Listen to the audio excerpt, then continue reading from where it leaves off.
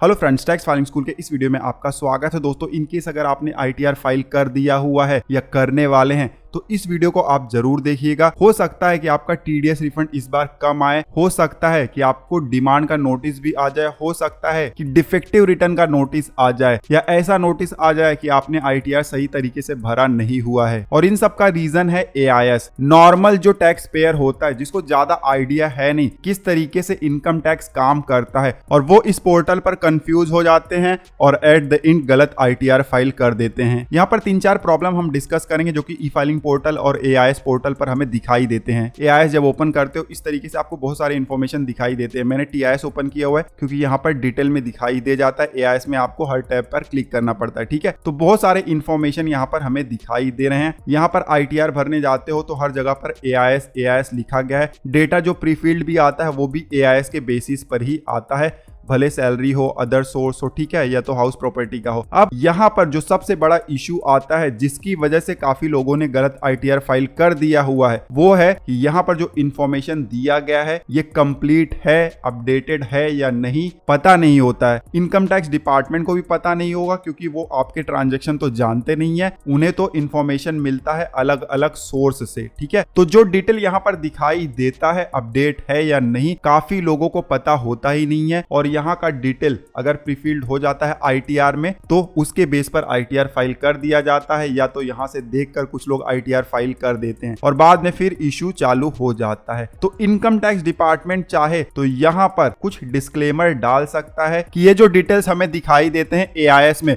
वो इनकम्प्लीट भी हो सकते हैं। तो जो टैक्स पेयर है डिस्क्लेमर को पढ़ेगा तो वो थोड़ा सा अवेयर हो जाएगा, थोड़ा सा और ज्यादा प्रिकॉशन लेगा आईटीआर फाइल करने से पहले, ताकि रॉन्ग आईटीआर जो फाइल हो रहे हैं वो कम हो जाए। सेकंड हमारा जो इशू है कि यहाँ पर आप देख सकते हो बहुत सारा इंफॉर्मेशन दिया गया है। अब इन इंफॉर्मेशन में से आईटीआर में कौन सा इंफॉर्मेशन दिखाना है, कौन सा नहीं दिखाना है, बहुत सारे टैक्स पेयर के लिए ये भी एक कंफ्यूजन है। जैसे कि हमारे केस में परचेस ऑफ डिपॉजिट्स है, अब इसको आईटीआर में हमें दिखाना नहीं है, लेकिन ये कंफ्यूजन जरूर क्रिएट करता है कुछ लोगों के मन में। उसके अलावा इंटरेस्ट यहाँ पर जो अमाउंट दिया गया है इसमें से कुछ इंटरेस्ट हमने पिछले साल ही दिखा दिया हुआ था एक्रूअल बेसिस पर, तो वो भी पूरा हमें दिखाना नहीं है इस साल। तो इस तरीके के ट्रांजैक्शन है जो कि कंफ्यूजन क्रिएट करते हैं। तो जो यहाँ पर डिटेल दिया जाता है, इनकम टैक्स डिपार्टमेंट चाहे तो उनका डिस्क्रिप्शन थोड़ा और ज्यादा बढ़ा दे ताकि पता भी चल जाए कि इनको कहां पर आईटीआर में भरना है। बहुत ही इंपॉर्टेंट है ताकि आईटीआर सही तरीके से भरा जा सके। उसके बाद देखिए जो यहाँ पर डिटेल दिए गए होते हैं उनमें से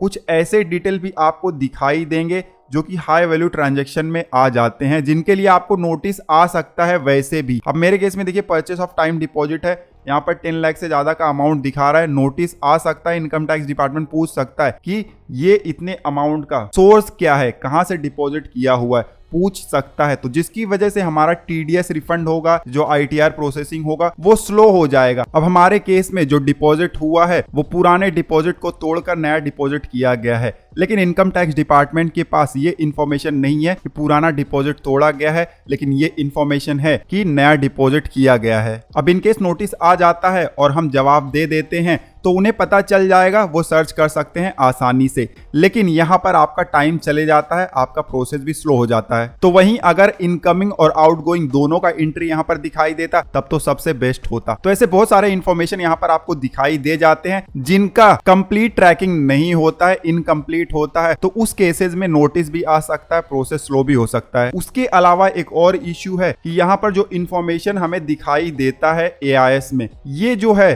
प्रीफिल्ड होता नहीं है बहुत बार। अब आप देखोगे तो मैं आपको दिखाता हूं, इनकम फ्रॉम अदर सोर्स में हमारे केस में देखिए बहुत सारा इनकम है यहाँ पर, इस तरीके से लगभग 75,000 के आसपास का अमाउंट है, लेकिन आप देखोगे तो आईटीआर में सिर्फ 56 रुपीज ही प्रीफिल्ड हुआ है। तो आप देख सकते हो कितना बड़ा डिफरेंस है। जब आप आईटीआर भरने जाते हो तो यहाँ पर लिखकर आता है कि आईएएस में जो डिटेल था वो यहाँ पर प्रीफिल्ड हो गया है। अब मान लो कोई नॉर्मल टैक्स पेयर है जो ज्यादा अवेयर नहीं है, इसके बेस पर ही अगर आईटीआर फाइल कर दिया जाता है तो उस पर्सन को नोटिस आ जाएगा कि आपने इतना इनकम कम दिखाया है, क्यों? अब यहाँ पर तो मेरा यही ओपिनियन है कि अगर प्रीफिल्ड डेटा देना है तो सही तरीके से दो, इनकम्प्लीट बिल्कुल मत दो, क्योंकि कंफ्यूजन क्रिएट होता है। प्रीफिल्ड डेटा का मतलब होता है कि हमें मैनुअल इंटर नहीं करना, हमारे लिए बेनिफिट है, लेकिन इनकम्प्लीट डेटा होगा तो हमें मैनुअल इंटर करना ही पड़ेगा, तो फायदा क्या हुआ? और ये एक टेक्निकल इशू है, आपके एआईएस में पूरा डिटेल दिखाई दे रहा है, आईटीआर में प्रीफिल्ड नहीं हो रहा है, तो टेक्निकल इशू है, इस पर भी ध्यान देना चाहिए। काफी लोग मैसेज करते हैं हमारा जो प्रीफिल्ड डेटा है इनकम्प्लीट है, टीडीएस जो है इनकम्प्लीट है, जबकि 26 एएस में एआईएस में डिटेल ठीक से दिखाई दे रहा है। तो ये एक टेक्निकल इशू है, इसको सॉल्व करना चाहिए। तो दोस्तों इस वीडियो में हमने बहुत सारे इंपॉर्टेंट पॉइंट को हाईलाइट किया। अगर रूल रेगुलेशन के बारे में हम बोले तो थोड़ा डिफिकल्ट हो सकता है, बट यहाँ पर हम आईटीआर फाइलिंग के स्टेप्स की बात कर रहे हैं। अगर पोर्टल पर सिंपल तरीके से इंफॉर्मेशन दिया गया होगा तो आईटीआर फाइलिंग का जो प्रोसेस होगा एक नॉर्मल पर्सन के लिए भी स्मूथ होगा, सरल होगा। अब दोस्तों आपका क्या ओपिनियन है, आप कमेंट करके जरूर बताइएगा। इस वीडियो में बस इतना ही, मिलते हैं आपसे अगले वीडियो में, तब तक आप हंसते रहें, मुस्कुराते रहें। धन्यवाद।